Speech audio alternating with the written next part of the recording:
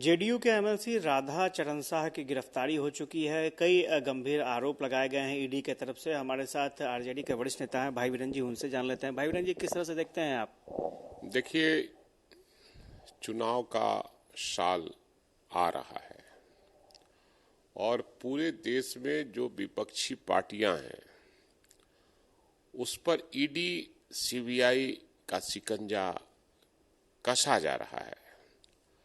क्योंकि जब से इंडिया गठबंधन बना है तब से इंडिया गठबंधन के लोगों पर यूपी में भी मैंने देखा, ईडी का समन बंगाल में भी गया और कई राज्यों में समन जा रहा है ईडी का, सीबीआई का छापा पड़ रहा है।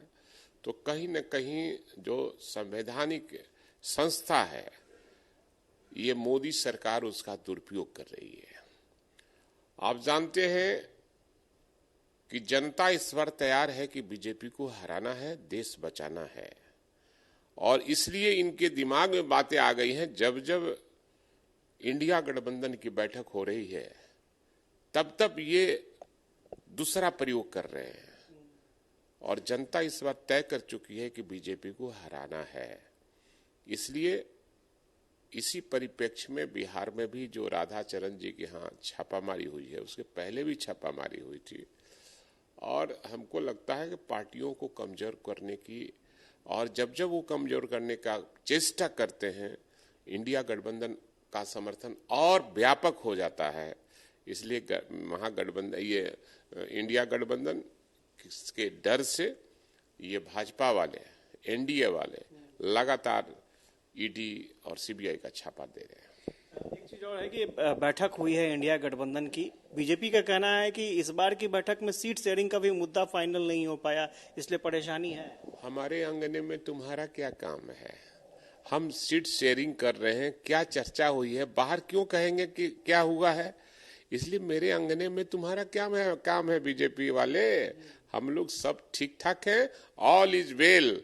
और पहला संयुक्त सभा भोपाल में होगा और सीट शेयरिंग सब भीतर भीतर हो चुका है। अच्छा, एक चीज और है कि नीतीश कुमार को प्रधानमंत्री पद का दावेदार बताने को लेकर के जेडीयू के नेताओं की तरफ से स्टेटमेंट आ रहा है, प्रत्यक्ष रूप से और अप्रत्यक्ष रूप से।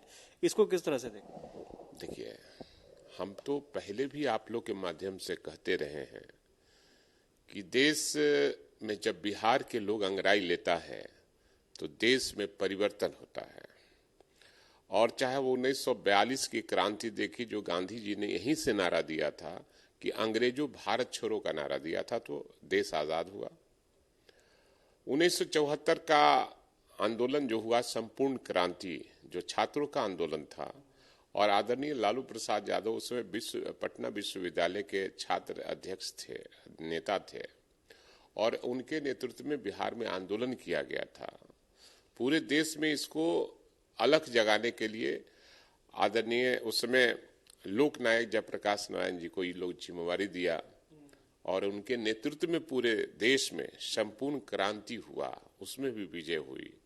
तो फिर इस बार बिहार से ही शुरुआत हुआ है कि बीजेपी भगाओ देश बचाओ का नारा यहीं से शुरुआत हुआ है। विपक्षी एकता का शुरुआत मुहिम जो है बिहार से ही शुरू हुआ है।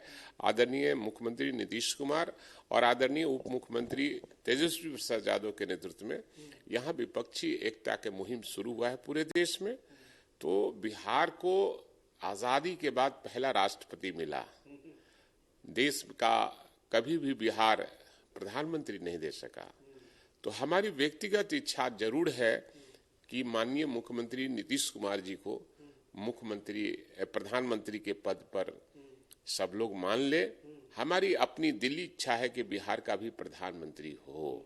लेकिन फिर तो कांग्रेस वाले तो कह रहे हैं कि राहुल गांधी भी रेस में है। मैंने कहा कि मेरी व्यक्तिगत इच्छा है, अब शीर्ष नेतृत्व जो तय करेंगे वो सबको, हम सबको मान्य है।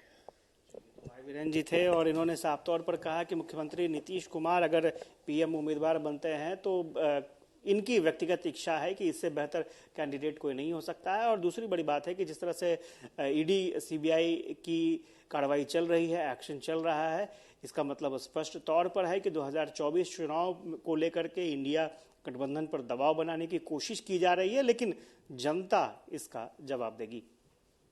कैमरा पर्सन श्याम के साथ आशुतोष चंद्रा, पटना।